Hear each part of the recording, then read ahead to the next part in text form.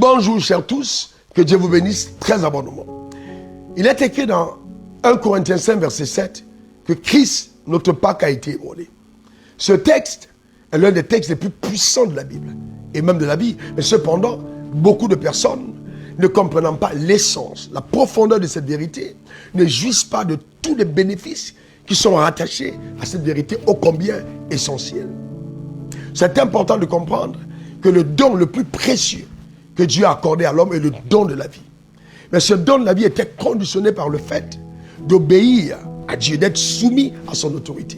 Mais l'homme, en mangeant le fruit défendu dans le jardin d'Éden, a donc cédé son autorité entre les mains de Satan. Et c'est ainsi que la loi du péché et la mort a donné une légitimité au royaume des ténèbres, à la puissance de l'enfer d'avoir son emprise sur la vie et de contrôler le monde. Donc ce qu'on voit aujourd'hui, comme conséquence à cette rébellion, la mort, les malédictions, les maladies, la pauvreté et toutes ces choses nocives à l'épanouissement de l'homme sont la conséquence de sa rébellion. Mais Dieu ne s'est pas arrêté là. Son amour pour l'homme a été puissant. Il a tant aimé le monde qu'il a donné son Fils unique, afin que quiconque croit en lui ne périsse point, mais ait la vie éternelle. Mais qu'est-ce que ça veut dire? Ça veut dire que l'homme était redevable vis-à-vis de la justice de Dieu. L'homme devait à Dieu un sang. Il devait à Dieu la possibilité d'être affranchi justement de cette condamnation.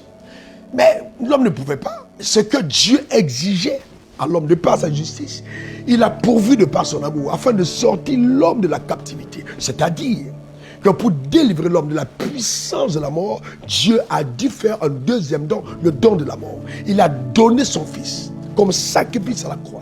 Le Fils est mort pour pouvoir sortir l'homme de la captivité de la mort, afin que la mort perde son emprise sur l'homme et que l'homme retrouve la vie. C'est pourquoi c'est important de comprendre qu'une fois qu'on a accepté Jésus dans son cœur comme étant son Seigneur et son Sauveur personnel, l'enfer perd toute légitimité. La puissance du péché et de la mort est ébranlée. Il n'y a donc plus de possibilité pour Satan de façon légitime de te maintenir en captivité. Le péché, c'est-à-dire le pouvoir qui te pousse à faire le mal, est ébranlé. Les malédictions totalement annulées parce qu'ils perdent leur cause légitime. Et la Bible dit la malédiction sans cause et sans effet. Donc c'est-à-dire que même les malédictions ancestrales, les malédictions de la loi, les malédictions prononcées contre toi, à partir du moment où tu reconnais le sang de Christ comme étant un sang rédempteur, ces malédictions perdent leur pouvoir. La maladie, la pauvreté, la mort prématurée, c'est terminé. Mais combien de personnes comprennent la puissance justement de cet acte posé à la croix par Christ? Et bien plus, s'il était simplement mort, encore on pouvait dire, qu'est-ce qu'il prouve? Mais il est ressuscité d'entre les morts. La Bible dit qu'il est mort pour nos péchés, il est ressuscité pour notre justification. C'est-à-dire que la résurrection est la preuve évidente que si nous mourons aujourd'hui, eh bien, nous ne sommes pas morts. Il y a une autre vie après la mort, parce que personne dans l'univers en dehors de lui n'a lancé un défi à la mort. Il a dit: je donne ma vie, je pourrais la donner et de la reprendre. On a vu la veuve de Naïn, on a vu Lazare qui a fait 4 jours dans ce jour des morts. Il y a beaucoup d'autres personnes. Mais ce qui rend Jésus exceptionnel, c'est qu'il a lancé un défi à la mort. En disant: mort, je vais te montrer que je suis plus puissant. Il est parti et quand il mourait à la croix, la Bible dit: nous étions en lui. Il est descendu aux régions inférieures de la terre. Il a dépouillé Satan en reprenant les clés de la vie. Il est monté se présenter à la justice de Dieu.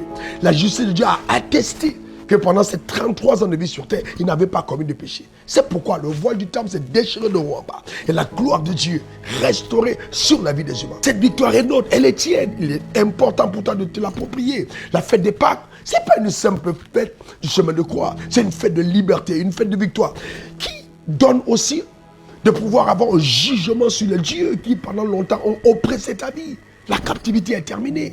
La célébration perpétuelle. Jésus a dit: je suis venu afin que les brebis aient la vie, Jean 10, et qu'elles soient dans l'abondance. Le temps pour toi de vivre l'abondance. Cette vie donnée, restaurée par Dieu, la vie Zoé, c'est pour que tu vives une vie d'abondance sur la terre. Et je décrète sur ta vie, au nom suprême de Jésus, que les chaînes tombent.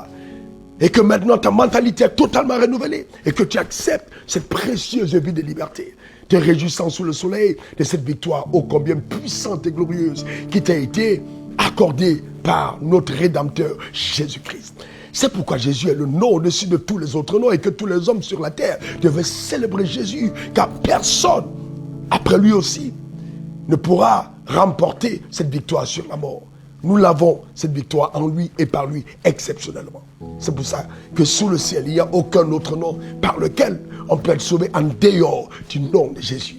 Eh bien, que Dieu bénisse ta vie. Dieu t'a tellement aimé que tu n'as plus le droit légitime de continuer de vivre dans la crainte, dans la peur, et de vivre comme si tu étais venu sur la terre accompagner les autres. Celui qui a le Christ a la vie. Celui qui n'a pas le Christ n'a pas la vie. Nous avons retrouvé la vie par le sacrifice de Christ, le don de la mort, pour retrouver la vie. C'est puissant, c'est incroyable, c'est exceptionnel. Alléluia. Je suis en vie, je suis en vie. Je suis en vie, pas simplement une vie physique, mais je suis en vie spirituellement. Les pouvoirs des ténèbres ébranlés, la puissance des ténèbres stoppée, l'enfer se tait, car celui qui est en moi est plus fort que celui qui est dans le monde. Voici la raison de la fête des Pâques. Ce ne sont pas les œufs, ce n'est pas juste manger, boire, non, mais c'est une victoire absolue. Il est temps pour chaque croyant de commencer à démontrer sur la terre un type de vie qu'on n'a jamais vu de par le passé. Il a fait toutes choses afin que tu en jouisses. S'il te plaît. Tu ne peux pas croire à la rédemption et continuer de croire à la pauvreté. C'est terrible, c'est effroyable. Tu es restauré. Tu es restauré, tu es béni, tu es comblé. La gloire de Dieu est sur ta vie. Il a fait de toi un roi et une reine. Tu règnes sur la terre des hommes. Sacrificateur de Dieu. Quelle grâce, c'est puissant. Le sang de Jésus continue encore de parler et d'attester que cette victoire était réelle et que la justice de Dieu a attesté de façon claire et nette. Arrêtez, tu es non coupable pourvu que tu crois en ton Rédempteur. Je voudrais te dire excuse-moi pour la passion, mais il n'y a rien de si puissant que la joie que produit cette vérité dans le cœur de quelqu'un qui croit. Prends grand soin de ta vie. Elle est totalement précieuse. Si tu n'as pas fait la paix avec Dieu, ouvre ton cœur à Jésus. Il est le seul chemin. Pour te servir, c'était encore moi, RW, le diplômé de l'Académie du désert. On se dit à la semaine prochaine. Très bonne fête de Pâques, pourvu que ton cœur soit ouvert à Jésus. Bye bye. Suivez le révérend sur les réseaux sociaux, Facebook, Instagram, Twitter et YouTube. Et suivez-nous en scannant le QR code.